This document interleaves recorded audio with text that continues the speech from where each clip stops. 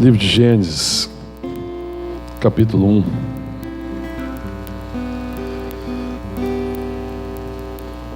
Desde a semana passada nós começamos a ler em Gênesis e a partir daí compartilhar sobre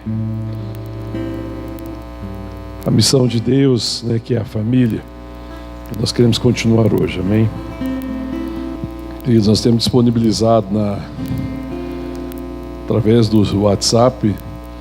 Essa semana chegou meio em cima da hora a palavra de domingo passado. Nosso alvo é que essa palavra esteja sempre no site da igreja no começo da semana, porque se alguém não participou, não pôde vir por um motivo qualquer, ele pode ouvir a palavra, a mensagem anterior, para que possa compreender, já que é uma série, né? Nós vamos estar trabalhando numa série sobre família, sobre a missão de Deus, sobre família, tanto a família de sangue, a família da fé.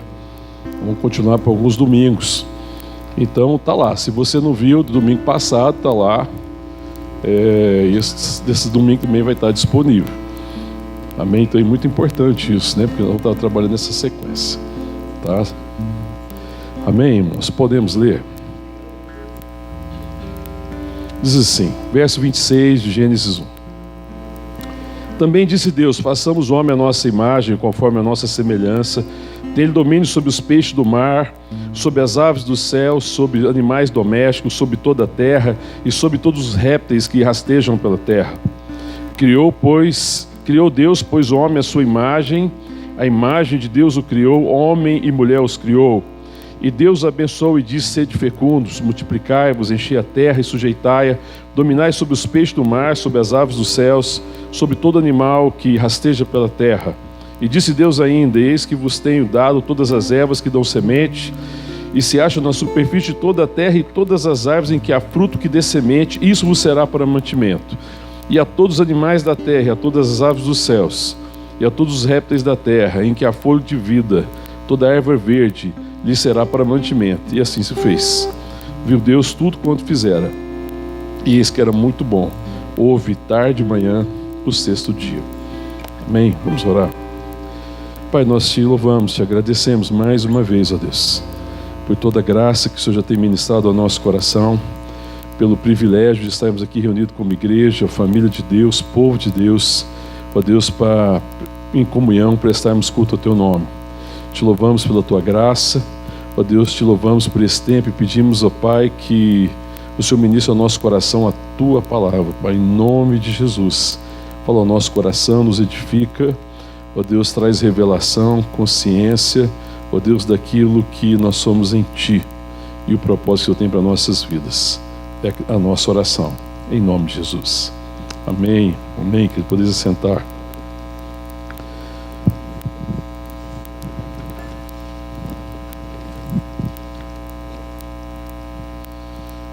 Domingo passado nós começamos então essa série de mensagens sobre família e, na verdade, querendo trabalhar sobre a missão de Deus, querendo compreender e trabalhar uma série de princípios que é muito importante para a nossa caminhada cristã. E nós começamos falando, né, nós compartilhamos, eu quero dar só uma recapitulada que nós falamos no domingo passado, que Deus começa, né, da palavra aqui, criando todas as coisas. Nós vemos na Bíblia Deus criando, vemos a ação criadora de Deus. Nós percebemos aqui no livro de Gênesis, ao começar a ler, que Deus está criando, Ele está agindo, Ele está colocando ordem nas coisas. Nós estamos vendo todas as coisas criadas, né? Deus preparando todas as coisas, preparando a terra, para que a terra se tornasse habitável, para que depois Ele estabelecesse na terra o homem. Então Deus prepara todas as coisas.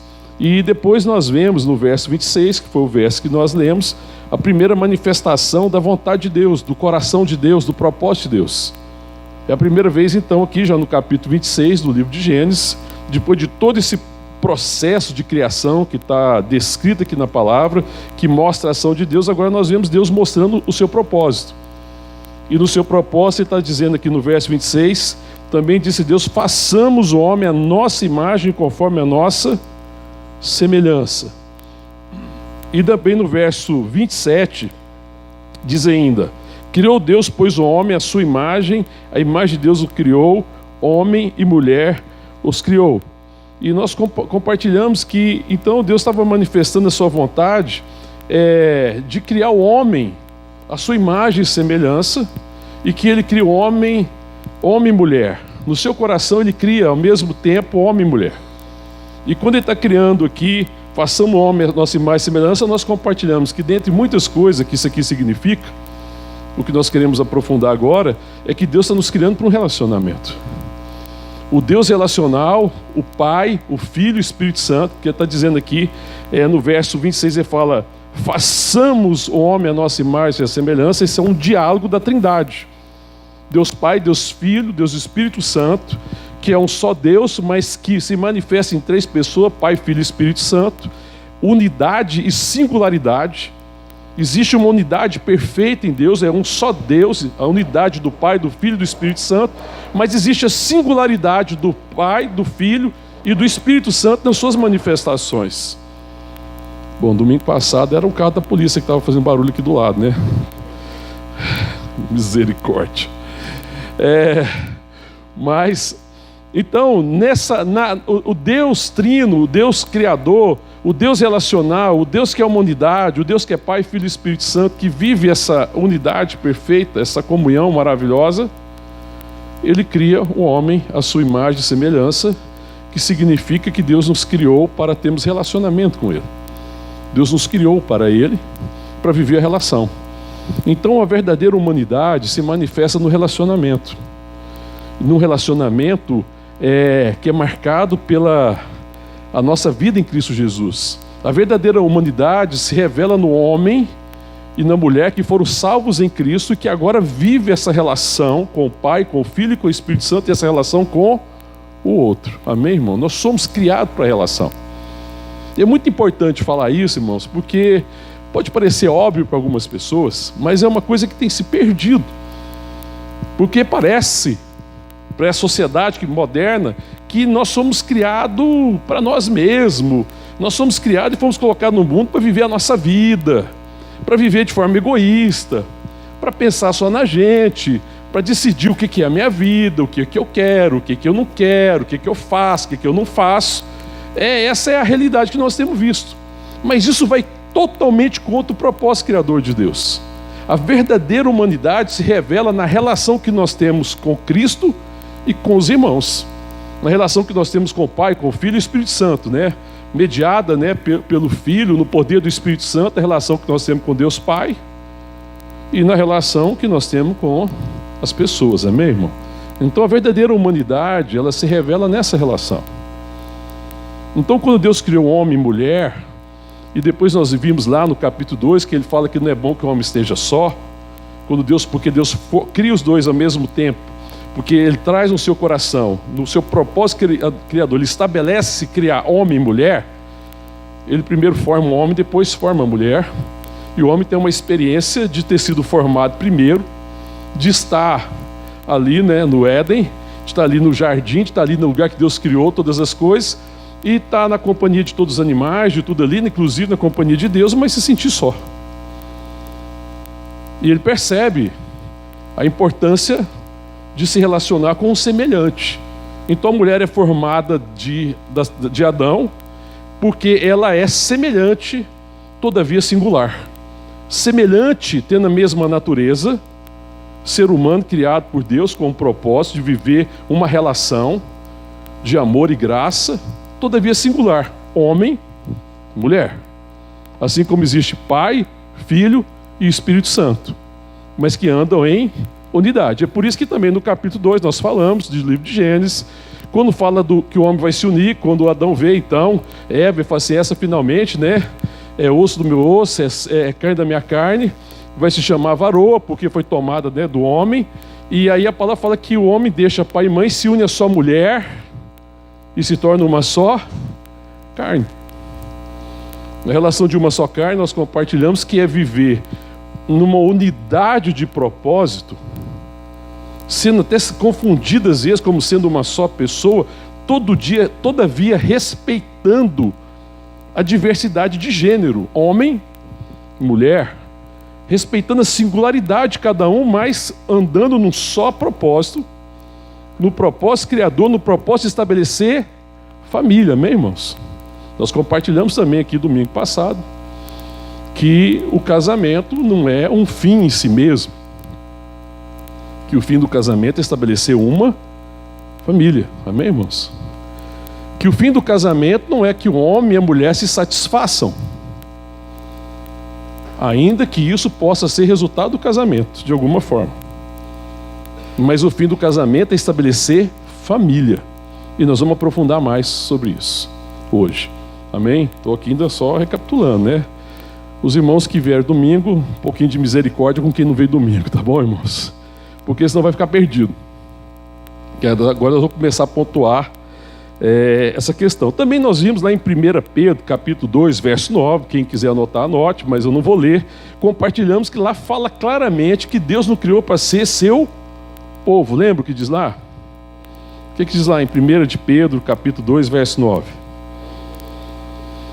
Vós sois raça eleita, nação santa, sacerdócio real, povo de propriedade exclusiva de Deus, chamado das trevas para a sua maravilhosa luz, para proclamar, aliás, a sua maravilhosa luz. Sim, vocês que não eram povo, mas agora se tornaram povo de Deus. Amém, irmão? Então, dentre vários textos, esse é um dos textos também bíblicos que afirma o propósito criador. Que nós não éramos povo, mas que nós somos agora nação santa, sacerdócio real, nação, povo eleito, povo de propriedade exclusiva de Deus, chamado das trevas, porque estávamos perdidos, resgatado em Cristo Jesus para proclamar as virtudes, ou seja, nós somos criados à imagem e à semelhança de Cristo, e nós manifestamos a imagem e a semelhança de Cristo na relação que nós temos com os irmãos, mediada pelo Espírito Santo. Amém, irmão? Amém, irmãos? Amém?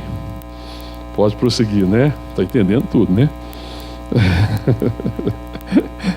Amém. Vamos lá. Então nós também compartilhamos que o que revela a imagem e a semelhança de Deus em nós não é o indivíduo, mas a relação entre nós. A imagem e a semelhança de Deus só pode ser revelada na relação que eu tenho com os meus semelhantes, amém, irmão? Essa imagem é revelada nisso. É nisso que é revelado a imagem de Deus. Falamos também que o tempo do Espírito Santo é muito mais do que a ação do Espírito Santo na minha vida particular. Mas o tempo do Espírito Santo é a comunhão dos irmãos. Porque na comunhão dos santos, pela habitação do Espírito, Cristo é visto entre nós. Glória a Deus, irmão. Amém? Aleluia. Bom, aí nós falamos, né, que apesar de sermos 7 bilhões de habitantes sobre a face da terra, um pouco mais ou um pouco menos, eu não sei, Deus sabe, existe uma questão crítica hoje no meio da humanidade, que é a solidão. As pessoas estão se sentindo só. E a questão da solidão está muito relacionada à consciência que eu tenho de quem eu sou, do motivo de que Deus criou e, consequentemente, com o tipo de relação que eu tenho com os outros. Amém, querido? Isso porque a relação que eu tenho vai determinando isso. Se nós queremos compartilhar, nós falamos um pouco, nós vamos falar um pouquinho mais. Amém? Compartilhamos também que lá em Abraão, quando Deus chama Abraão, em Gênesis capítulo 12, verso 3, ele fala assim: em ti serão benditas todas as famílias da terra. E nós compartilhamos que ele está falando de família, de abençoar família. Nós vamos ver hoje sobre aliança, e nós vamos ver que a aliança está sendo estabelecida com famílias, né? Nós vamos ver a profundidade da aliança. Compartilhamos também que a igreja não tem um compromisso com a felicidade individual de ninguém, particularmente. É nós que devemos ter um compromisso com os irmãos. Porque se eu tenho minha vida resolvida em Cristo, se eu estou em Cristo e tenho recebido dele vida, abundância e graça, e ele me chamou para essa relação, E assim como ele se deu, eu devo me dar para a relação. Então, meu primeiro propósito em relação à igreja, que é o corpo de Cristo, é doação e não exigir. Nós vivemos um tempo em que as pessoas têm sido mais clientes da igreja do que membros do corpo. Porque como membro do corpo, eu devo me importar com o corpo, eu devo amar o corpo, eu devo dar a minha vida para o corpo, eu devo me preocupar com o corpo e não ter uma postura consumista de alguém que simplesmente exige para si mesmo, que é uma coisa que tem infantilizado a igreja brasileira.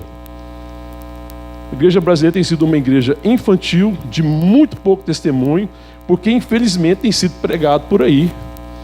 E muita gente dá ouvido a essa doutrina. Isso tem sido uma tragédia no meio da igreja brasileira. A doutrina da prosperidade, em que eu sou o cliente, em que eu dou alguma coisa em troca de um benefício muito maior. Então, um cliente é o seguinte: eu chego na loja, pago um certo valor, ou chego no prestador de serviço, pago um certo valor e quero receber o serviço, pronto, acabou. Eu não tenho compromisso com aquilo. Então, nós estamos ministrando essa palavra para que a gente seja curado dessa síndrome de ser cliente da igreja e de se tornar de fato, compreender, ter consciência e viver como membros do corpo de Cristo, amém, irmão? Comprometido com a vida do corpo e a maturidade do corpo, amém, irmãos? Quem diz glória a Deus? Amém, irmão? Amém.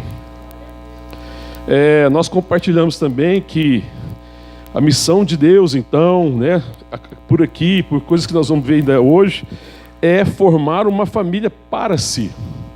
Deus não está simplesmente salvando o homem. A missão de Deus não é salvar o homem dos seus pecados simplesmente. A salvação é a condição de resgate para que a gente viva em Cristo e assim nós manifestemos a imagem e a semelhança de Cristo, porque Deus nos chama para revelar-se.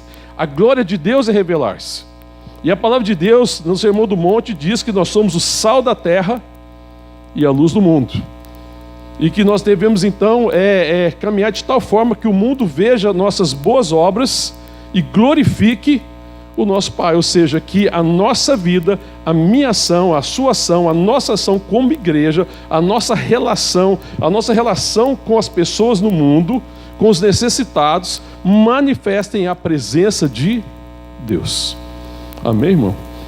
Então esse é o propósito do Criador, essa é a missão de Deus. A missão de Deus não é salvar. A missão de Deus é estabelecer um povo para si. E a salvação é o caminho, o meio, mas o fim é ter uma relação tal com Deus. Conhecer de tal forma Deus e ser tão transformado pela essa relação com Deus, que a minha relação com qualquer pessoa manifeste de alguma forma a presença de Deus. Amém, irmão? E assim nós de fato nós vamos cumprir a vontade de Deus, que nós sejamos sal da terra e luz do mundo. O que mais nós falamos aqui? Só para finalizar a recapitulação. Bom, falamos uma coisa muito importante também. Quando nós reunimos então como família, se eu compreendo o propósito de Deus para a minha vida, que é que nós sejamos de fato homens e mulheres que manifestam a semelhança, a imagem e a semelhança de Cristo, a igreja, quando se reúne, deve buscar conhecer a sua vontade. Amém, irmão? E tem visto uma perversão que as pessoas se reúnem para buscar poder. E nós compartilhamos sobre isso, que isso é um propósito errado. O poder é para que eu cumpra a vontade. Então eu não devo buscar o poder eu tenho em mim. Se eu buscar conhecer a vontade e me render à vontade, existe poder para cumprir a vontade. Nós falamos de Atos dos Apóstolos, eu dei um exemplo, que é uma interpretação equivocada sobre o texto, que diz o quê? Atos dos Apóstolos, capítulo 1, verso 8, irmãos. Mas recebereis poder ao descer sobre vós o Espírito Santo e sereis minhas testemunhas. Então, quando a palavra fala assim, que nós vamos receber poder, nós vamos receber poder para ser testemunha. Então, se nós compreendemos a vontade de Deus, e se sabendo que Deus me chamou para ser sal da terra e luz do mundo, me chamou para manifestar nas minhas relações com quem quer que seja a sua imagem, a sua semelhança, E se eu busco conhecer a sua vontade para a minha vida, o seu propósito, então o Espírito que habita em mim receberá esse poder. Ele está falando da descida do Espírito Santo, da habitação do Espírito Santo. O Espírito que habita em nós nos capacitará para testemunhar, amém, irmão? E há uma perversão ultimamente, que eu vi pessoas reduziram buscar poder de Deus a simplesmente a manifestações, a experiências, etc. Mas a palavra não nos chama para fazer isso. A palavra nos chama a conhecer a vontade de Deus. Então, a reunião da igreja, irmão, a comunhão dos santos, seja no culto, seja onde for, deve ser, acima de tudo, conhecer a vontade daquele que nos chamou das trevas para proclamar os seus atributos maravilhosos, amém, irmão? Os seus atributos invisíveis sejam vistos em nós, amém? Então eu tenho que repensar. Quando a gente reúne aqui, você está buscando o quê no culto? Mas a gente vê que uma das coisas mais negligenciadas tem sido a palavra. As pessoas querem poder, mas não querem a vontade de Deus. Isso é uma perversão. O poder é necessário, claro, para que se cumpra a vontade, que é conhecida pela palavra. E nós vemos uma geração de crentes que não conhece a Bíblia. No geral, podemos dizer que talvez a geração mais analfabeta da perspectiva bíblica seja essa, para vergonha nossa. É lamentável isso. Então isso é algo que a gente precisa também caminhar como igreja, de ajudar as pessoas a conhecerem a palavra de Deus, conhecer a vontade de Deus, para que Deus, no seu poder, nos capacite para manifestar então a sua imagem, a sua semelhança. Amém? Tá bom? Deu para recapitular? Quem veio domingo passado, foi isso mesmo?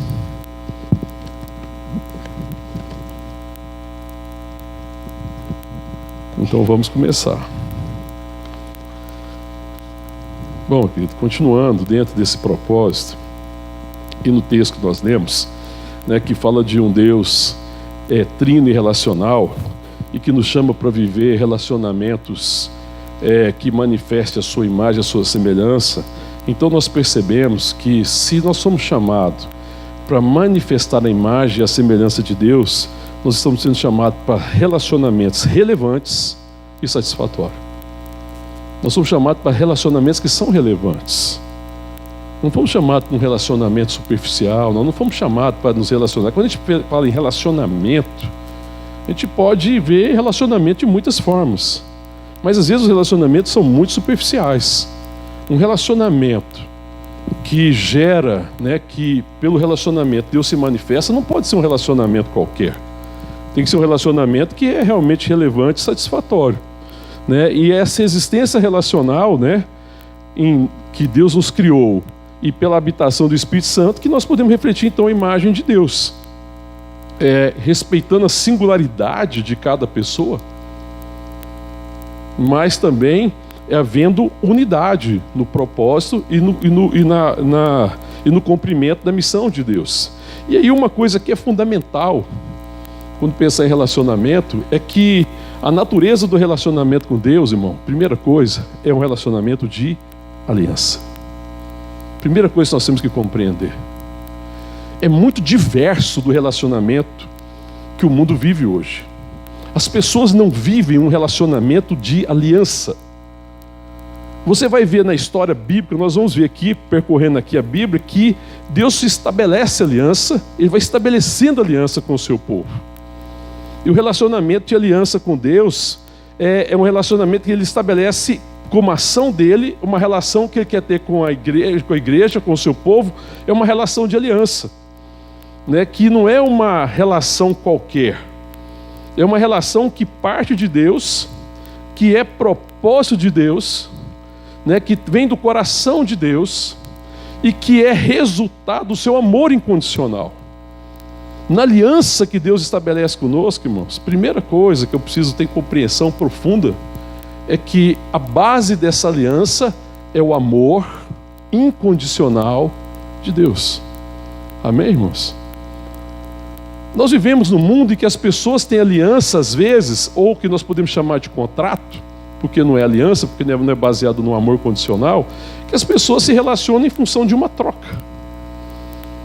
A minha relação, quando não é uma relação baseada no amor, num amor incondicional como o amor de Deus, acaba sendo uma troca, que a gente poderia chamar até talvez de um contrato ou coisa do tipo, como acontece muito por aí, em que se estabelece obrigações mútuas, e se alguém não cumprir aquela obrigação mútua, o contrato é quebrado. Mas a aliança fala de algo que não se rompe. A aliança fala de algo que dura. Então, por isso que eu te falo que é um relacionamento muito diferente do que nós estamos acostumados a ver no mundo. A gente precisa entender a profundidade desse relacionamento. É muito diferente, né? Toda a Bíblia, o Antigo Testamento, no Novo Testamento, você vai vendo uma linguagem na palavra de Deus que está sempre nos remetendo à família. Nós vemos Deus criando aqui e nós estamos vendo a relação de Deus com as suas criaturas aqui no livro de Gênesis. E Deus dizendo que tudo era muito bom. Você vê que a criação do homem e da mulher, nós acabamos de ver aqui, Deus querendo criar para si uma família. Então está sempre indo nessa direção de família. E também Deus como pai em relação a Israel. Porque Deus chama Israel de quê? De seu filho. Não é assim? O tratamento de Deus em relação a Israel é o tratamento de um pai para com seus filhos. Nós vamos ver no Antigo Testamento Deus se relacionando assim, de forma amorosa, como um pai se relaciona com seus filhos. Quando você pensa na relação de Cristo e a igreja, qual que é a figura que representa a relação Cristo e a igreja? Noivo e a noiva. Novamente uma relação familiar e que fala de aliança. O noivo desposa a noiva numa aliança de casamento, para estabelecer uma família. E nós vemos então também que no Antigo Testamento ele está colocando assim. Quando você vê também a ação do Espírito Santo, né, quando a palavra de Deus fala que nós vamos ser habitação do Espírito e nós vamos ser testemunhas do Senhor, é o Espírito de Deus que nos capacita a ser o que, irmão? O Espírito Santo capacita você a ser o que de quem está do seu lado? Amigo? Irmão? Amém, irmão? Mais que amigo, amém? Irmão, como é que você chama quem está do seu lado aí de quê? Você chama ele de quê? Chama ele aí, deixa eu ver, irmão ou irmã? Ô irmã, você sente a profundidade desse chamado, irmão? Quem é que te capacita a chamar alguém de irmão? Irmão, a coisa mais interessante, nós tivemos lá no Encontro Cepal, e aí você encontra muita gente que você não conhece, né? Muita gente de várias denominações, é muito interessante, mas é incrível que você vai chegando perto de algumas pessoas e já vai abraçando e beijando como irmão. Nunca viu na vida, mas o Espírito Santo já traz logo aquela realidade para o seu coração, você fala todo lado do irmão.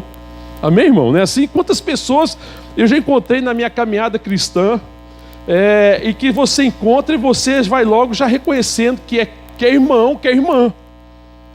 Como se conhecesse há muito tempo. Quem faz isso? É o Espírito de Deus. E você vê que é uma relação o quê? Familiar. Então a Bíblia inteira está trabalhando nisso. Então a verdadeira humanidade é determinada por uma existência em relacionamento e aliança com Deus. Escuta o que eu estou falando para você. A verdadeira humanidade é determinada por uma existência em relação, em aliança com Deus. O verdadeiro ser humano não é quem simplesmente existe. O ser humano criado por Deus, no propósito criador de Deus, é aquele que vive em aliança com Deus. Pai e filho, amém, irmão? Está entendendo, querido? Esse que é o propósito para o homem. E é o amor da aliança que fornece então a base para a família, irmão. Porque quando eu tenho certeza do amor de Deus, isso então se torna o fundamento, se torna o paradigma da família, é o amor incondicional de Deus. O fundamento da família não é um desejo de um homem ou uma mulher se casar, não é o desejo de se satisfazer, não é o desejo de ter filhos, não é esse o fundamento. É por isso que existem muitas dificuldades por aí. Porque o fundamento, o paradigma é a família, é o amor de aliança que fornece o fundamento para a família. É o amor de Deus, nós nos fundamentamos no amor dele. E por isso que no casamento a gente fala muito da questão de aliança, porque a aliança é o paradigma da família. O que o casamento, vamos usar a analogia do casamento, fornece para nós, com a família? Ou melhor, o que um casamento deveria fornecer, pelo menos? Porque nem todo mundo é casado, mas a maioria das pessoas teve a experiência de conviver numa relação de casamento, ou próxima pelo menos disso. O que esse casamento deveria oferecer para a família? Vamos pensar no propósito ideal de Deus. Homem e mulher, deixa pai e mãe, se unem, se tornam uma só carne, numa relação de aliança. Essa relação de aliança, fundamentada no amor de Deus, o que ela deve oferecer para a família? Segurança. Você veja como é que Deus estabelece, irmão. Porque Deus deseja que o homem e a mulher nasçam numa relação de família que está aliançada, para que os filhos cresçam num lugar que há segurança. Eles têm a segurança do quê, irmão? Do amor. Então é uma loucura, irmão. As pessoas ficam por aí pensando, de ter relação de qualquer forma, ou então adoção em qualquer forma que está acontecendo por aí agora. É uma coisa assim totalmente fora do propósito de Deus, porque a base para que um filho, uma filha, para que uma criança cresça, o paradigma é a família que está fundamentada na aliança do amor. E o fundamento, então, também da igreja, irmão, das nossas relações entre irmãos, é o amor incondicional de Deus. A igreja tem muito problema, às vezes, nos relacionamentos interpessoais, porque o nosso paradigma, o nosso fundamento, o nosso alicerce, o nosso ponto de partida para relacionamento não é o amor de Deus, mas muitas vezes é o interesse particular.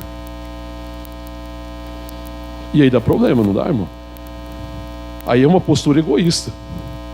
O fundamento é o amor de Deus, é essa aliança, que vai fornecer então essa base para a família, Então por isso que a família é mais do que laços de sangue. A família tem que ser muito mais do que laços de sangue.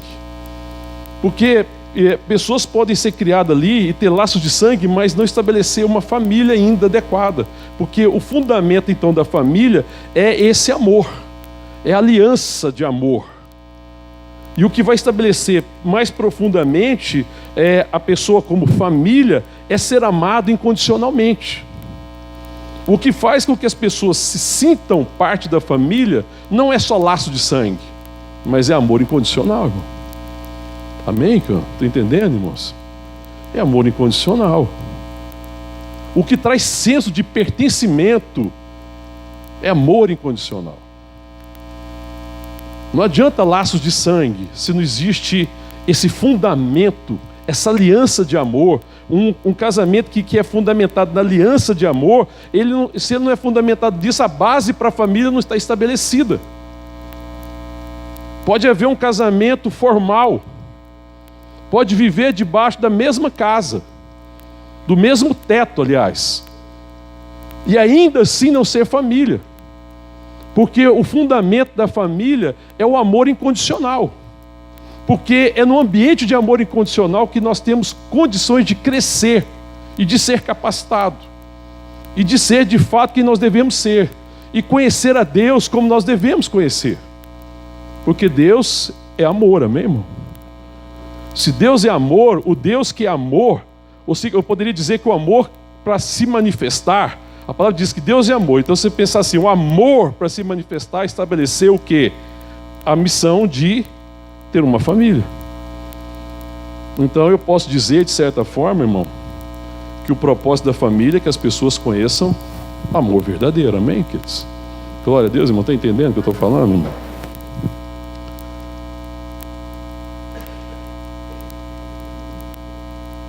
Aí quando nós pensamos nessa perspectiva, as pessoas podem crescer no lugar e o ambiente que permite que as pessoas cresçam de forma saudável e tenham relacionamentos relevantes e satisfatórios e possam ser também a expressão da vida de Deus. É esse lugar onde eu sou amado, não porque eu mereço, mas eu sou amado mesmo quando eu menos mereço. Mas que também o amor não é um amor omisso, porque amor não é ser omisso ao erro. O amor não é ser conivente com o pecado, porque outro problema é nós entendemos o que é o amor nas nossas relações.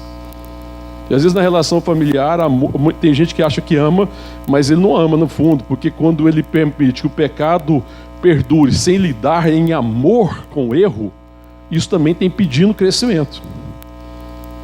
Porque o amor cobre multidão de pecados, na perspectiva que o amor oferece o ambiente de graça, de perdão, para que a pessoa se restaure, para que ela compreenda o sentido da vida, e que o sentido da vida é amar.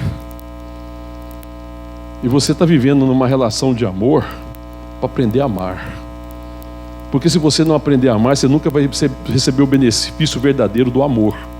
Veja só como é que é, irmão. Porque quando Deus nos ama, e existe esse amor inicial de Deus, essa aliança inicial, Deus estabelece uma aliança, vem da parte dele, e essa aliança é uma aliança de amor. Deus nos ama, amém? Sim ou não, irmão? Ama ou não ama? Deus te ama? Amém. E você amava Ele?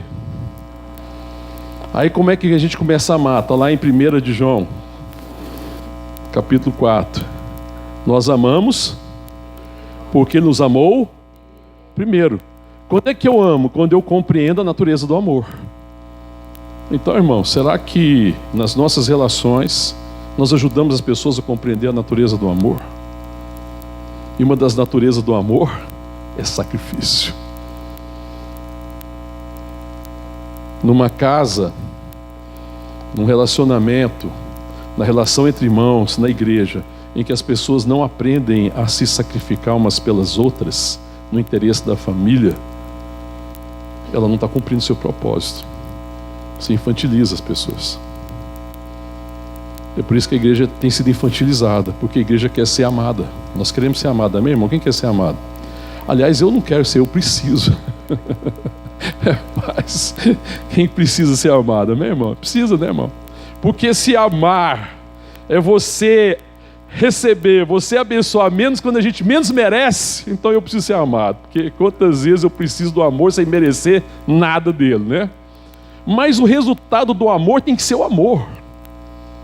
Então o amor inicial de Deus para com a humanidade, ele deve se tornar num amor maduro da família, em que você é criança e tem que ser amado, porque você ainda não compreende a natureza do amor, e a coisa que você mais precisa é ser amado. E Deus te ama incondicionalmente nessa aliança de amor. Ele te ama quando você não merece, Ele te ama em qualquer situação, mas esse amor deve levar você para ter também a mesma postura. E aí a relação se torna madura.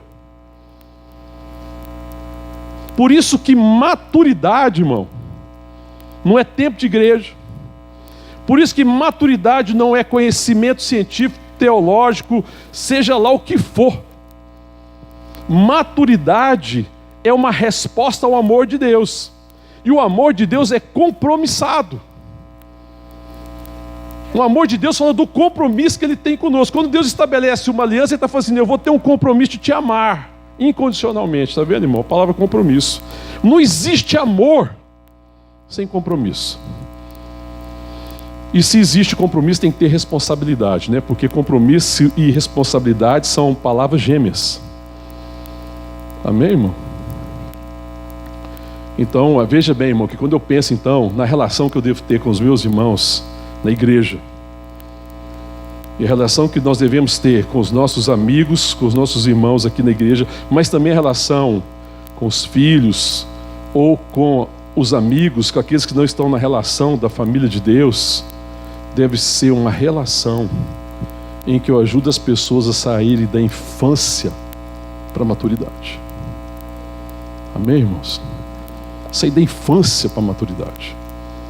Porque a maturidade é você compreender que você foi amado incondicionalmente, e você buscar nesse amor de Deus para amar na medida da sua possibilidade. Não como Deus ama, irmão, porque nós temos que lembrar uma coisa, que nós somos imperfeitos. Amém, queridos? Eu não estou falando aqui de perfeição. Mas na medida do que eu recebi e na medida da graça que já me foi dispensada, eu corresponder a esse amor e ser alguém que caminha por uma relação madura, senão é uma relação imatura, irmão. Está entendendo, irmão? Então, quando a gente nos relaciona na caminhada da fé, irmão, vamos falar de discipulado. Vamos trazer discipulado para essa realidade. Então, quando você vai discipular alguém, e se você é alguém maduro, você tem que estar disposto a amar aquela pessoa de que forma, irmão? Incondicionalmente. Em Cristo, amém, irmão? Estou falando em Cristo, viu? Se não for em Cristo, ninguém consegue fazer isso. E aquela pessoa consegue responder no primeiro momento esse amor? Não, criança. Mas o que precisa acontecer com o tempo? Que esse amor dessa pessoa se torne maduro. Então, quando você ama incondicionalmente, você está oferecendo um ambiente para ele crescer. Você está oferecendo um ambiente em que ele começa a perceber, a pessoa começa a perceber que ele pode errar. Amém, irmão? Está vendo uma coisa que nós temos que aprender, irmão? Então, quando eu amo incondicionalmente, eu dou o direito da pessoa de errar comigo, amém? Nas suas relações, você dá o direito da pessoa errar com você?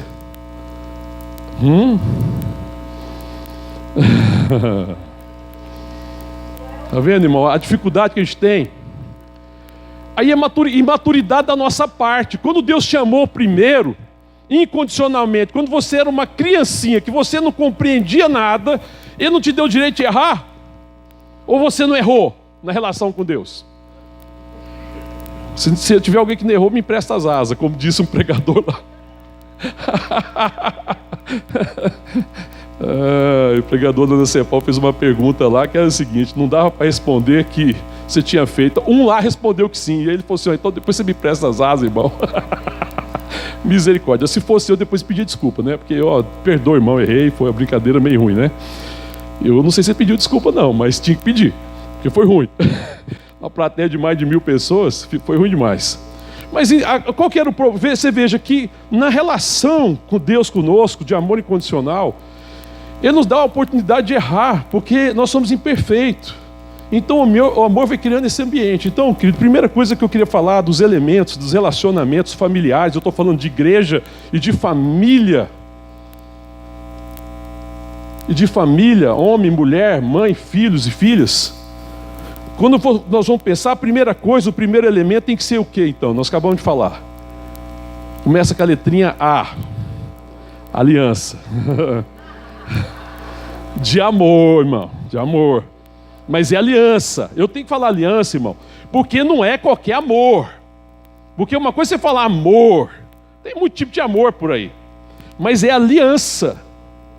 Então o fundamento da família é aliança. Então qual que é a primeira coisa na perspectiva divina para criar uma família normal, típica, cristã?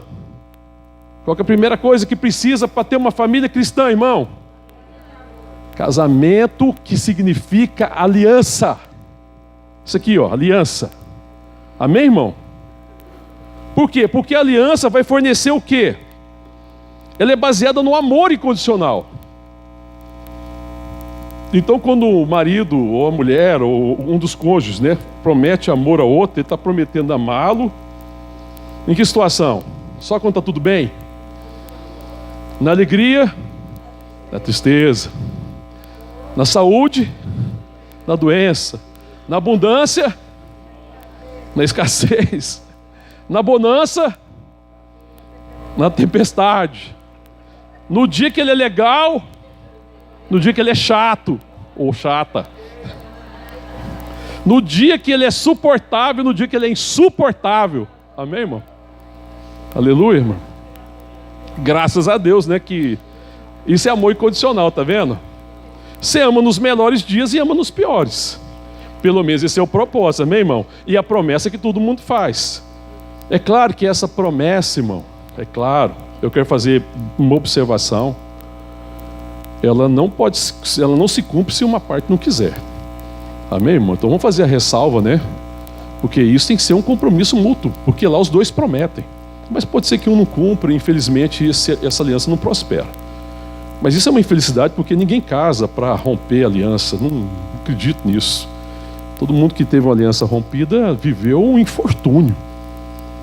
Isso não era o propósito. Mas, dentro do propósito ideal de Deus, então, primeiro, o que acontece? Tem isso. E aí, o que vai acontecer dentro dessa aliança?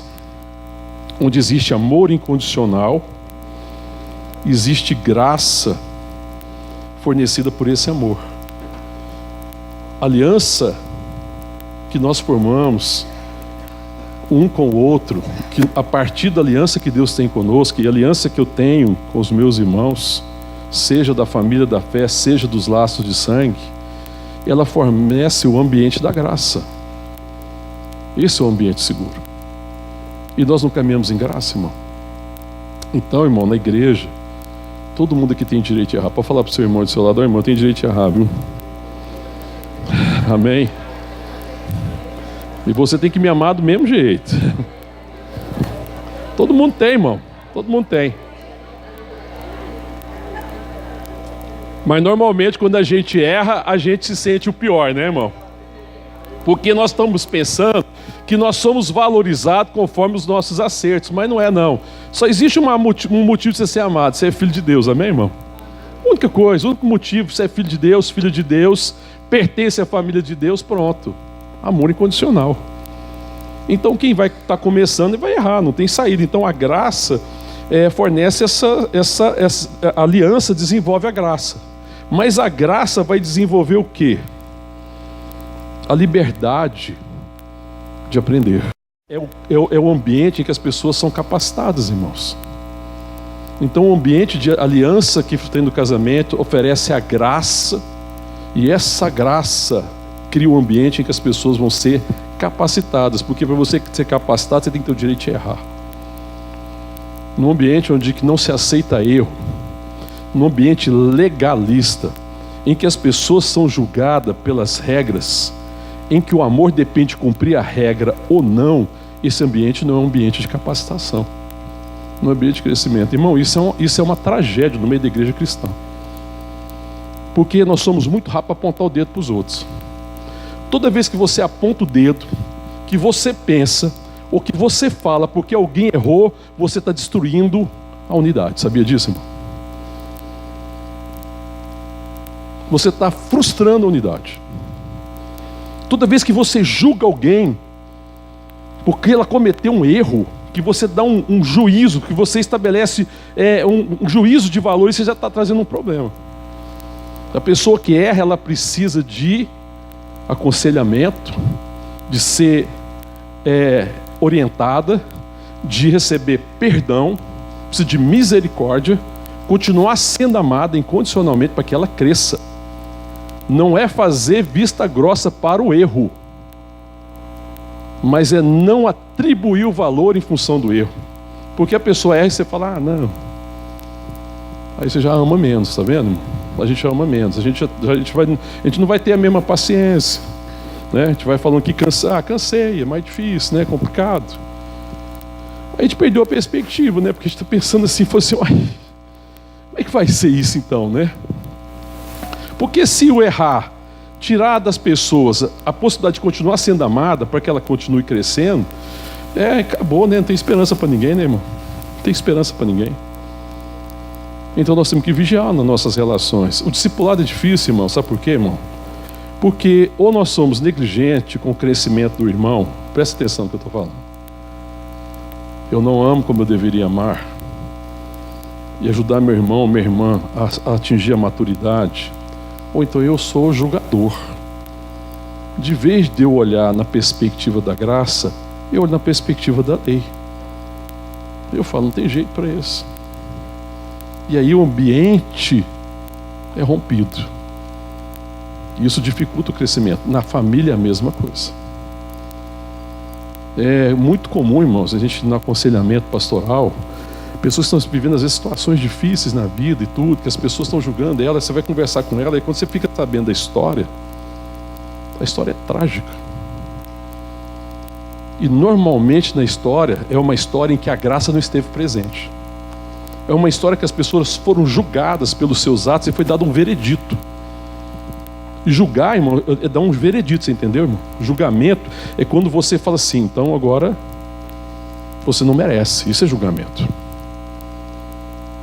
Eu tenho que me aperceber da dificuldade e falar assim, peraí, Deus te chamou para isso mesmo, meu irmão, minha irmã? Eu estou vendo isso na sua vida, eu estou vendo essa atitude do seu coração. Isso aí não é você não, Deus não te criou para isso não. O que está acontecendo? Vamos conversar, vamos orar. Vamos pedir graça. Precisa de ajuda. Isso é graça, tá vendo, irmão? Isso é graça, isso é misericórdia, isso é amor incondicional. Julgamento é falar assim, não tem jeito mesmo não, né? Você gosta mesmo é do pecado mesmo, você gosta disso daí, e etc, não vai ter jeito. Então quantas pessoas ouviram na sua infância que não havia jeito para elas, irmão? Quantas pessoas ouviram na sua infância que elas não iam dar em nada e carregaram isso para a vida inteira? E é por isso que as coisas não vão para frente, porque ela acreditou nessa palavra. Não que essa palavra tenha poder, essa palavra não tem poder, mas ela acreditou nessa palavra. O problema não foi necessariamente a palavra, o problema é que não houve graça, não houve misericórdia, não houve amor. Aquele ambiente de amor incondicional rompeu-se. Aí a pessoa já acha que ela não merece. Então ela devia estar aqui no centro do amor, sendo cuidada, abençoada pelo amor e aquecida pelo amor incondicional, pela graça. Ela já se sente fora da família. O que ela se sente? Quando você fala assim, você não vai dar em nada, o que as pessoas falaram muito já para os seus filhos? Você é a ovelha negra da família. Uai. Ou seja, ela já está de fora. Ela pode viver o resto, você pode viver mais 20 anos debaixo do mesmo teto. Se eu tenho palavras para as pessoas que não são palavras de exortação, de amor e graça, mas palavras de julgamento, o que a pessoa faz em relação à comunhão da igreja? Vamos falar agora da comunhão da igreja, irmão. Ela se sente fora da família. Ela fala assim, o problema aqui sou eu. Ela não se sente amada. Ela vai tentar até às vezes caminhar, mas ela vai tentar fazer o quê? Ela vai tentar merecer. Aí ela vai ter uma relação distorcida com a igreja. Porque de vez de ela ter uma relação baseada em amor condicional, ela está tentando merecer. Sabe aquela pessoa que vai tentar agradar de todas as formas? E ela vai tentar fazer, e aí a identidade dela fica totalmente comprometida, porque a identidade não é assim, eu sou aquele que sou amado, eu sou aquela que sou amada, não. A identidade passa a ser outra. E aí vai ter muita dificuldade de caminhar nisso. E isso vale para a relação na igreja, vale para a relação na família. Porque esse ambiente de graça é que capacita as pessoas. E a capacitação passa pelo seguinte, nós somos imperfeitos, nós cometemos erros, e nós precisamos de outra oportunidade. Aliás, uma das definições de palavra graça é nova oportunidade. É chance. Uma do sentido da palavra graça é a possibilidade de reescrever a história. De não ser marcado pelo erro, mas ser marcado pela misericórdia. Porque graça é ser marcado pela misericórdia, meu irmão. É trazer em mim a marca da misericórdia. Quando Paulo fala assim, eu trago em mim as marcas de Cristo, o que você achava que ele trazia nele, irmão? As marcas da misericórdia, do amor. Que marca que você acha? Que ele trazia a marca dos cravos? As chagas de Cristo, ele trazia as chibatadas de Cristo? Não era isso, não. Eu trago em mim as marcas de Cristo. Ele é marcado, circuncidado no seu coração, porque ele conheceu o amor. Tanto que ele mesmo vai falar que os descendentes de Abraão não são a descendência física, mas a descendência espiritual, porque o verdadeiro israelita não é o que é circuncidado na carne, mas é o que é circuncidado no coração, ou seja, é marcado pelo quê, irmão? Pelo amor. Foi muito amado. Lucas 7,47, quando a mulher está lá na casa de Simão, e ela está lá, né, chorando, enxugando os pés de Jesus lá. Jesus fala que ela muito ama porque ela foi muito perdoada. Ela compreendeu o amor, amém, irmão? E ela não conseguia expressar de outro jeito. não cabia nela, ela tinha que expressar o amor. Aí a gente acha aquilo, o Simão está achando absurdo. Mas ela amou muito, porque ela foi muito amada. Amém, irmão? Então a igreja, irmão, a minha experiência como igreja, a minha experiência na igreja do Senhor Jesus Cristo deve ser a experiência do amor. Amém, irmão? Então, se a nossa experiência tem que ser a experiência do amor, como é que eu devo marcar a vida dos meus irmãos? Irmão, quando alguém pensar em você na igreja vida aqui, por exemplo, ele deve ver você como alguém que marcou ele com o quê? Com julgamento? Com indiferença? Ou com amor? Está vendo, irmão? Amém, irmão? Com como nós temos marcado as pessoas? Qual o ambiente que nós temos oferecido para as pessoas? Já que o propósito de Deus é estabelecer a sua família. Aí a capacitação, esse ambiente de aliança que gera, né, a graça, desenvolve essa graça, a misericórdia, o perdão, e permite que as pessoas cresçam nesse ambiente de liberdade, em que as pessoas podem crescer, isso vai gerar no fim uma palavrinha chamada intimidade. Intimidade, irmão. Isso gera intimidade. Porque aí a intimidade, ela vai tornando os relacionamentos significativos, relevantes. Amém, irmão? Está entendendo, irmão? Intimidade. Num relacionamento homem e mulher deve haver o quê? Intimidade. Intimidade não é relação sexual. Estou falando disso. A intimidade de ter um relacionamento significativo. Intimidade na igreja é ter um relacionamento significativo. Isso vem de um relacionamento significativo com quem? Com Deus. Então, irmão, Deus não se importa de você ter um relacionamento inicial meio superficial com Ele. Você é criança, você não está entendendo nada mesmo. Ele te ama, vai na sua direção, entregou o seu filho para morrer em seu favor, tem misericórdia, entende que você é criança, te dá um ambiente de graça, porque tem um relacionamento de aliança, capacita você pelo Espírito Santo e através do corpo de Cristo. Mas o resultado é que você então cresça, seja capacitado e cresça na intimidade com quem? Com Ele. E assim eu poderia ter intimidade então mais profunda com a igreja. E aí isso vai acontecendo. Então a intimidade vai gerar um ambiente de aliança mais profunda. A aliança mais profunda oferece mais graça, mais condições das pessoas crescerem, mais capacitação, mais intimidade. É um ciclo. E que vai cada vez sendo mais profundo. Amém, irmão? Amém, irmão? Glória a Deus. Está entendendo? Então, esses são os elementos do relacionamento. Aliança, graça, capacitação, intimidade. Porque qual que é o meu alvo, por exemplo, no discipulado? Olha um problema com o discipulado. As pessoas falam assim, o discipulado vai até quando, irmão? Até que você atinja maturidade, vamos assim dizer, certo? E maturidade significa que você tem o que com Deus? Intimidade. E se você for de Deus, eu preciso ficar te vigiando, irmão?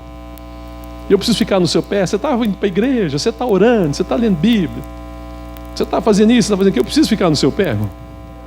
Por que eu não preciso? Melhor do que eu é o Espírito Santo que fala com você na relação íntima que você tem com Deus. Você cresceu, ué. Está vendo, irmão? Agora você tem filho em casa. Aí o filho vai lá, você dá aliança, graça, capacitação. O que você espera que aconteça com o filho? No final das contas, dos filhos? Maturidade. Amém, irmão? Ou dá para ter um filho de 40 anos e ser um adolescente na casa? Quem quer ter isso? Meu Deus, socorro, né, irmão? Tá tudo errado, né? Agora eu fico vendo a geração, diz que a adolescência agora tem até os 40 anos. Eu não estou entendendo não, irmão. A minha acabou lá pelos 13, 14 anos, acabou. Mas olha, irmão, eu vou falar uma coisa para vocês. Eu falo que você sai da adolescência e se torna responsável, porque a pessoa adulta não é questão de idade. O que faz um homem ou uma mulher ser adulto é responsabilidade, compromisso. Porque assim como a família teve compromisso com você, investiu em você, você viu o amor, você viu o ensinamento, você viu a graça, você fala assim, agora eu estou pronto para reproduzir, para fazer a mesma coisa. Amém, irmão? Glória a Deus, eu estou pronto. Então, quando é que você deixa a adolescência? Quando você assume compromisso e assume a responsabilidade da sua vida. Amém, irmão? O dia que você assume a responsabilidade da sua vida, você se tornou adulto. Amém, irmão? Então, o que é a maturidade cristã? É levar as pessoas a subir a responsabilidade da sua vida cristã, espiritual, e ter compromisso de amor com outros, porque assim como alguém gastou tempo com ele, agora ele vai gastar tempo com outro. Foi assim que o evangelho chegou até nós, amém, irmão? Porque se os 12 ficassem lá entre si, pensando só no umbigo deles e não fosse maduro, o evangelho não chegava onde chegou. Por que o evangelho chegou até nós, irmão? Porque nesse processo de aliança, graça, capacitação, intimidade, as pessoas foram crescendo e o evangelho foi indo, as pessoas foram assumindo responsabilidade, irmão. Houve compromisso. Então, qual que é o alvo seu, como pai ou mãe, ou como líder, ou como discipulador? Levar as pessoas à maturidade significa responsabilidade e compromisso. Porque quem tem responsabilidade pela sua vida, assume a responsabilidade da sua vida, ele tem compromisso com o evangelho. E aí o pai e a mãe cumpriu a tarefa. Se não, aguenta ele até 40 anos em casa, tá bom? Só você tem que aguentar 40, 50, 60 anos, adolescente. E às vezes a gente erra nisso, irmão. Eu fico olhando hoje, sinceramente, irmãos, eu tenho olhado para os meninos, para as crianças. Meu Deus do céu. Quando que eles vão se tornar adultos? Vocês continuam sendo o reizinho das suas casas. Vocês continuam dando ordem para os seus pais. Se os pais não lidarem com seus erros, se no ambiente de graça e capacitação os pais não enfrentarem os seus pecados e falam assim, não, você tem que ter responsabilidade. Irmão, quem não lida com o erro do filho, ensina ele a ser irresponsável. O amor é responsável, irmão. Deus é responsável. A aliança é uma aliança incondicional, porque Deus é responsável. Ele está nos ensinando responsabilidade. Quem não lida com o erro dos filhos, ensina os filhos a serem irresponsáveis. Pessoas irresponsáveis nunca vão ter compromisso. Nunca vão ser maduras. E quando chegar um momento que eles deveriam estar fazendo diferença, eles não vão fazer. É por isso que eu falo que a igreja, hoje em dia, a igreja brasileira é uma igreja infantilizada. Porque as pessoas não querem ter responsabilidade. Assumir responsabilidade pelas suas vidas. Elas querem dizer, não, o responsável pela minha vida é a igreja. Não, você está enganado. Aqui é um ambiente de graça, capacitação para que você cresça. Mas você precisa crescer, assumir responsabilidade e ter compromisso também de amar como foi amado. Nisso há multiplicação da graça. Esse é o ambiente da família. Aí os relacionamentos familiares, eles podem ter duas dinâmicas. E pode ser um relacionamento que está crescendo, em processo de maturação, seja na igreja, seja na casa, e se ele estiver crescendo, ele está caminhando na direção da intimidade, amém, irmão? Seja relacionamento marido-mulher, seja pais e filhos, seja irmãos e irmãs, ou irmãos na fé.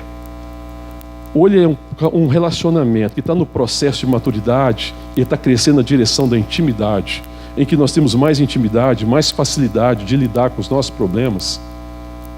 Sabe, querido, aquele reunião que você chega na igreja, você quer ver uma coisa que me deixava assim muito chateado na igreja, me deixa até hoje. A gente fazia uma reunião de pessoas, de líderes. Irmão, vamos enfrentar isso aqui, vamos tratar isso aqui, como é que está o seu coração e tudo, e o povo se cala. Não fala nada. Mas tem 1000 problemas. Aí eu falo assim, meu Deus do céu. Então tem que ajudar a gente a ter um ambiente melhor, porque não se sente num ambiente de graça. Ou não tem maturidade, ou quer deixar a responsabilidade na mão dos outros, não quer assumir a responsabilidade das suas fraquezas. Por que eu não posso chegar num ambiente de graça, de amor e aceitação e falar assim, ó, eu estou com essa dificuldade, eu estou pecando nessa área. Meu pecado é esse. A gente fica mudo.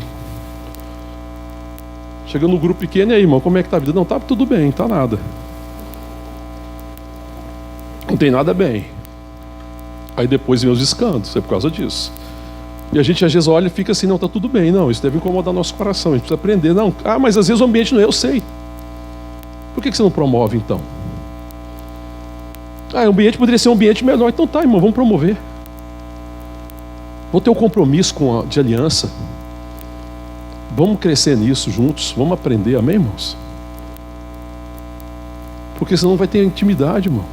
Porque a segunda condição dos relacionamentos familiares, a segunda dinâmica, é relacionamento estagnado. Seja na família, seja na igreja, irmão, ele está em processo de morte. Relacionamento estagnado está em processo de morte. Ou é morte do casamento, ou é morte da relação pai e filhos, ou é morte da relação entre os irmãos. Ele está em processo de morte. Ou ele está numa dinâmica de maturidade, crescendo na direção da intimidade, ou ele está em processo de morte. E quando ele está em processo de morte, é muito fácil saber. É um relacionamento em que você julga o outro. Um relacionamento que você está julgando, e que você fala, não fez isso, não vou fazer. Peraí, não é aliança não, irmão? Você não era para amar incondicionalmente? Não fez isso por mim, não fez aquilo outro, eu agora também não quero saber, eu não vou fazer mais também não. Isso é um sinal de um relacionamento que está no processo de morrer. Porque de vez de se basear na graça, se baseia na lei. E tem processo de morte. Ou então, também, de vez de basear na graça, na aceitação, ele é possessivo. Todo relacionamento possessivo está no processo de morte. Ouça o que eu estou te dizendo, em nome de Jesus.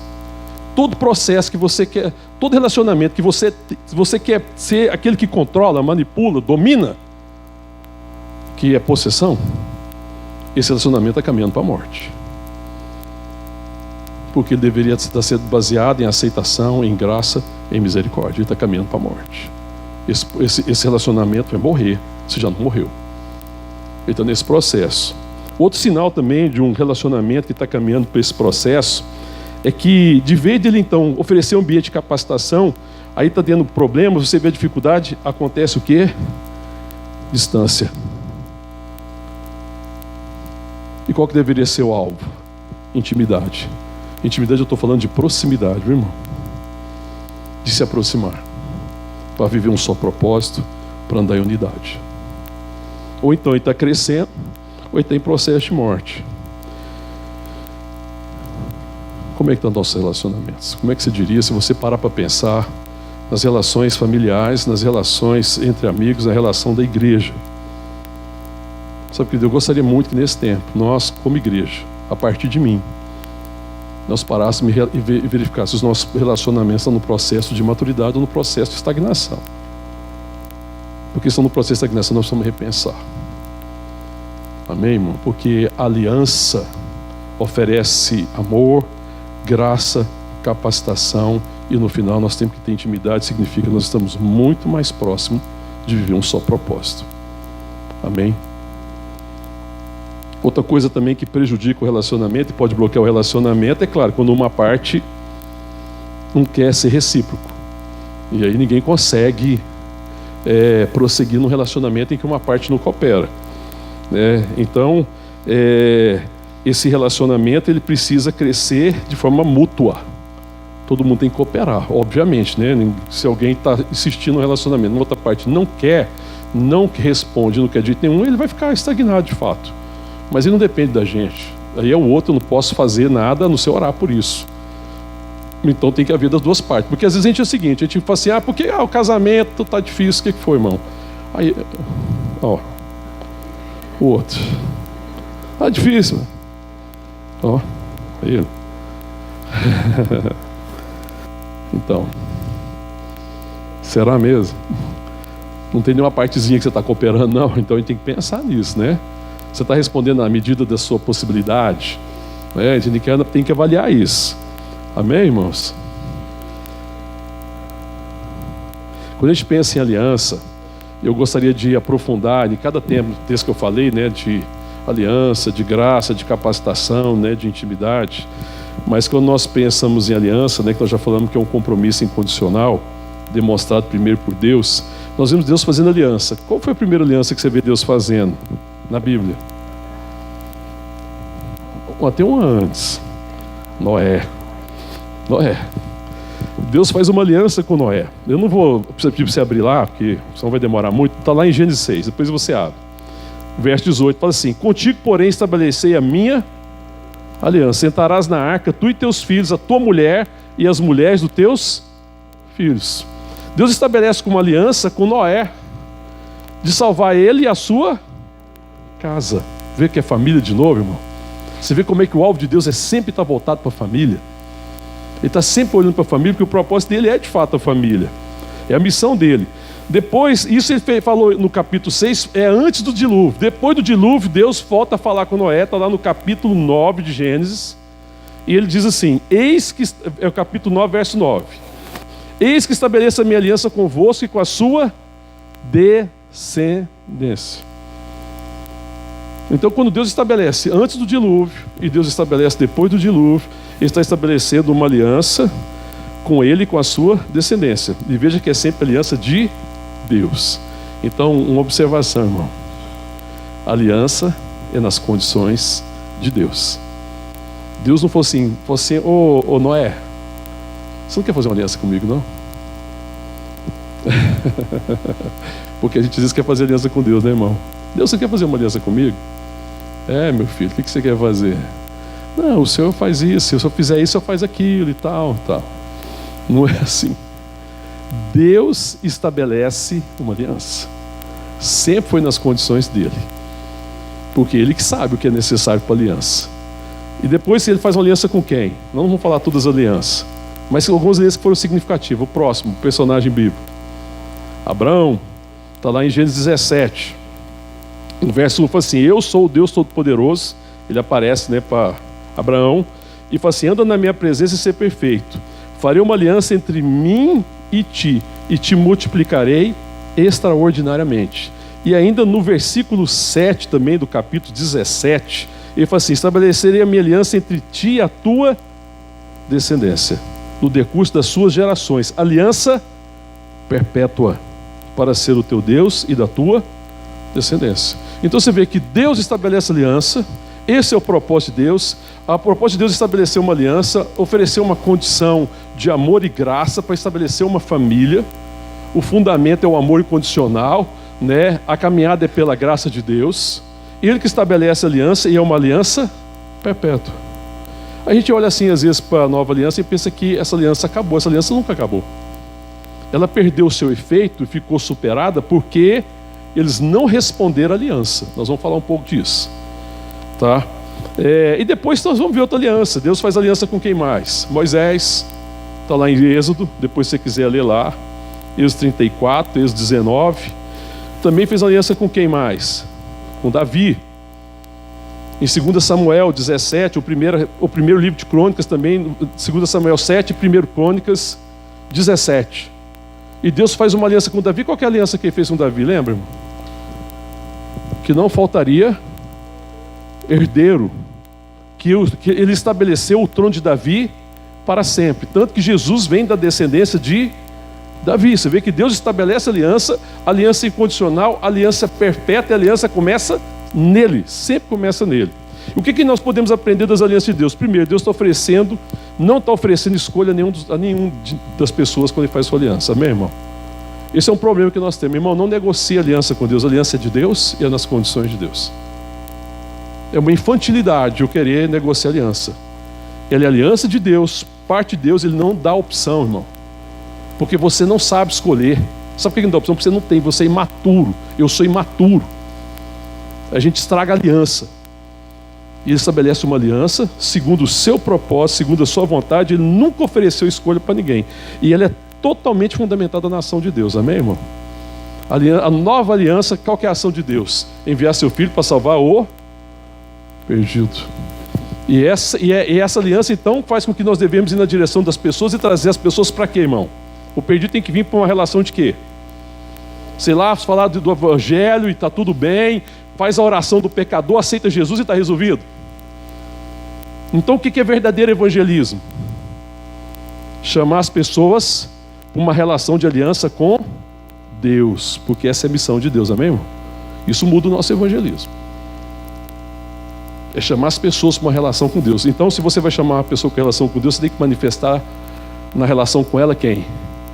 A imagem e a semelhança de Cristo.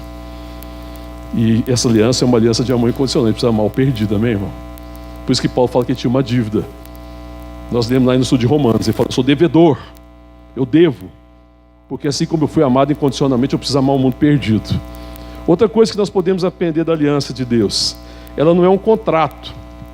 A aliança de Deus não depende da ação de Noé, não dependeu da ação de Moisés, de Abraão, de Davi. Não dependia da ação deles. O compromisso permanece firme sem levar em conta a resposta, ela é incondicional. Por isso que o amor de Deus é incondicional. Apesar de Deus colocar sempre na sua aliança ordenanças, mas ela é perpétua e imutável. A infidelidade do homem não torna Deus infiel, amém, irmão? A infidelidade do homem não torna Deus infiel. Então a aliança de Deus é uma aliança perpétua. Embora ela não seja condicional, os benefícios e as bênçãos são determinados pela resposta. Aí é um problema. Amém, irmão? Está entendendo? A aliança, ela não é condicional. Se você não fizer a sua parte, eu não faço a minha. Não, a aliança de Deus, ela é incondicional. Ele vai manter a aliança com você a vida inteira, amém? Glória a Deus, irmão. Dá glória a Deus por isso, irmão, que você tem uma aliança perpétua com Deus. Todavia, a bênção depende de você responder. Então você pode deixar de receber muita bênção e desfrutar de muita bênção de Deus por não responder a aliança. Apesar de ser imutável e incondicional, requer da sua parte e da minha responsabilidade. É por isso que se você quer amar de fato os seus filhos, os seus irmãos, os seus discípulos, as pessoas que caminham com você, você tem que ensinar a eles responsabilidade. Amém, irmão? A resposta depende da gente. Quarta coisa, Deus estende a aliança à família, amém, irmão? Quem acredita nisso? Deus estende a família. A palavra de Deus está cheia de informação nisso, Ele estende a família. Nem Noé, nem Abraão, nem Moisés, nem ninguém podia garantir que os seus descendentes iriam cumprir com a aliança. Mas a aliança alcança eles e é oferecida a eles graça. E quando eu compartilho a graça de Deus, eu devo chamar os meus a uma aliança perpétua, imutável, incondicional. Você pode chegar para quem você ama, irmão, que mora no seu coração, e falar: Deus tem uma aliança com você. Como? Ele vai falar assim: o quê? What? Aí o que você fala para ele? Peraí, deixa eu te mostrar aqui um negócio. Amém, irmão? Às vezes a gente não evangeliza assim, irmão. Você devia tratar ele de crente, como crente. Você trata quem é da sua família que não é convertido, você chama ele, você fala assim, graça e paz para ele. Chama ele de irmão, de irmã. Por que não, irmão? Olha como é que nós somos legalistas, né? Para ser irmão tem que cumprir, né? Tem que vir, tem que batizar, tem que participar da ceia, etc, etc, etc, etc. Nós queremos chamar as pessoas de crente ou de justo o dia que elas demonstram um comportamento tal. Isso não é fé. Fé é quando eu olho e falo assim: a minha casa é descendência santa, tem uma aliança para a minha casa, eu começo a chamar meus filhos de filhos de Deus. Amém, irmão? Isso é fé. Porque eu creio. Porque eu estou olhando para a palavra e falo assim: Senhor, me faz ver então. Porque a palavra diz que eu tenho uma aliança. E a aliança sempre foi estendida à família. E o problema é que às vezes a gente fica julgando a família e criticamos a família, e nós temos uma postura legalista com a nossa família. E eles não aguentam mais nem vir falar conversa de crente, porque a gente julga eles. Você quer que o cara tenha comportamento de crente antes de ser crente? Não, foi o seguinte: trata ele como crente. E ele, pela graça de Deus, ele vai se tornar crente e vai se comportar como crente. Amém, irmão? Glória a Deus, irmão. Porque a gente trata assim. Eu não creio nessa palavra. Essa palavra está dizendo: Ele estendeu. Agora é claro que depende de eu crer de fato que essa aliança é para minha casa e tratar os meus como alguém que participa da aliança de Deus. Amém, irmão? Nós devemos orar: Senhor, me dá essa revelação e essa consciência para que eu não julgue a minha casa, mas antes eu veja a minha casa como família bendita do Senhor. Amém, irmão? Que faz parte da aliança que eu tenho com Deus, aliança imutável, eterna, perene. Então, como Deus estende essa bênção, os descendentes eles vão receber a bênção da aliança se eles decidirem responder e seguir a Deus. E é assim que eu devo tratá-los e chamá-los a isso.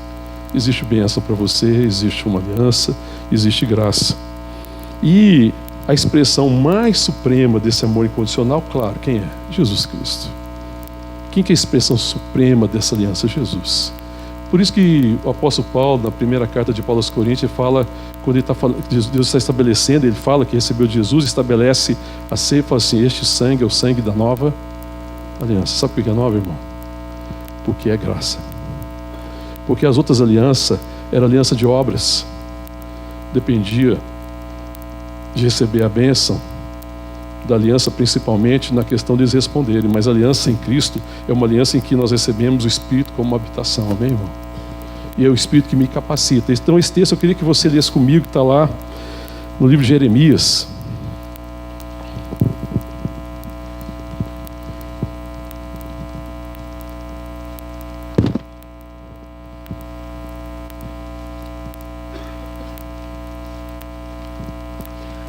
Capítulo 31.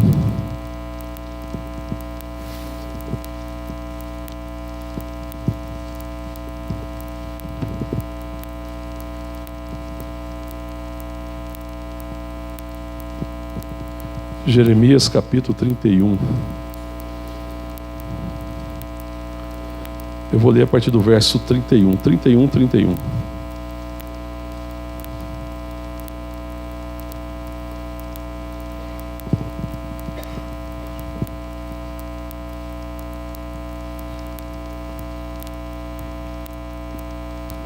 Achou aí, querido? Jeremias 31, o verso é o 31 também. E está falando da nova aliança. Posso ler? Vamos ficar de pé, irmão, para ler? Vamos. Para despertar, né? Fazer um exercício, para ninguém ficar excluído, né? Afinal de contas, nós somos família de Deus. Lugar de misericórdia e graça, de crescimento. Diz assim a palavra de Deus: eis aí vem dias, diz o Senhor, em que firmarei nova aliança com a casa de Israel e com a casa de Judá, não conforme a aliança que fiz com seus pais no dia em que os tomei pela mão para os tirar do Egito, porquanto eles anularam a minha aliança, não obstante eu os haver desposado, diz o Senhor. Porque essa aliança que firmarei com a casa de Israel, depois daqueles dias, diz o Senhor, na mente lhes imprimirei as minhas leis, também no coração las inscreverei. Eu serei o seu Deus, e eles serão o meu povo. Não ensinará jamais cada um ao seu próximo, nem cada um ao seu irmão, dizendo: conhece o Senhor, porque todos me conhecerão, desde o menor até o maior deles, diz o Senhor, pois perdoarei as suas iniquidades e dos seus pecados jamais me lembrarei. Amém, irmão? Glória a Deus. Pode sentar, querido. Aliança, ele está falando da nova aliança no sangue de Jesus. Diferente da aliança, porque eles anularam a aliança, não que a aliança acabou. Ela se tornou nula para eles nos seus benefícios. Então quando ele fala assim, eles anularam a minha aliança, se tornaram nula nos seus benefícios. Por quê? Porque eles não obedeceram a aliança com Deus. Mas Deus faz uma nova aliança, uma aliança fundamentada na graça de Deus, e vai colocar no nosso coração a sua lei, na nossa mente, e vai colocar em nós o desejo e a vontade de cumprir os seus propósitos e o poder. Por isso que Atos 1:8 diz: recebereis poder ao descer sobre vós o Espírito Santo, sereis minhas testemunha. Testemunha de quê, irmão? Da aliança. Testemunha da graça. Testemunha do amor incondicional. Testemunha da aceitação, do perdão, da misericórdia, da compaixão. Testemunha do favor de Deus. Amém, querido? Testemunha de que eu estava perdido e fui achado. Testemunha que eu não tinha família, eu era solitário, agora eu vivo em família, amém, irmão? Para que ninguém viva só. Testemunha que eu tenho agora uma família bendita e abençoada no Senhor. E essa aliança é uma aliança baseada na graça, porque não depende da resposta do homem, depende da ação do Espírito Santo de Deus. E você e eu recebemos pela fé, quando cremos, a habitação do Espírito, que ministra ao nosso coração, que nos regenera. Sabe, querido, que nos dá vida. Agora a questão é, nós vamos andar no Espírito ou não? Nós vamos andar e desfrutar dessas promessas ou não? Essa aliança é uma aliança bendita, uma aliança cheia de graça e misericórdia, para que eu e você sejamos de fato família de Deus, para que eu e você sejamos de fato a missão de Deus se cumprindo, mas sejamos também aqueles que encarnam a missão de Deus e se tornam reflexo, a imagem e a semelhança de Cristo na terra.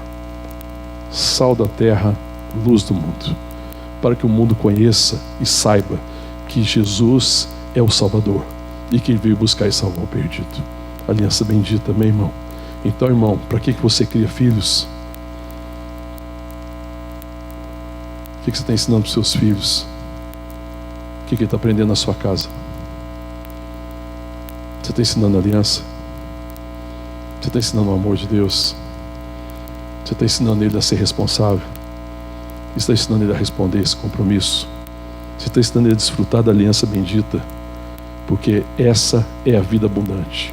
Eu vim para que vocês tenham vida e vida abundante. Vida abundante, irmão, é ser família de Deus.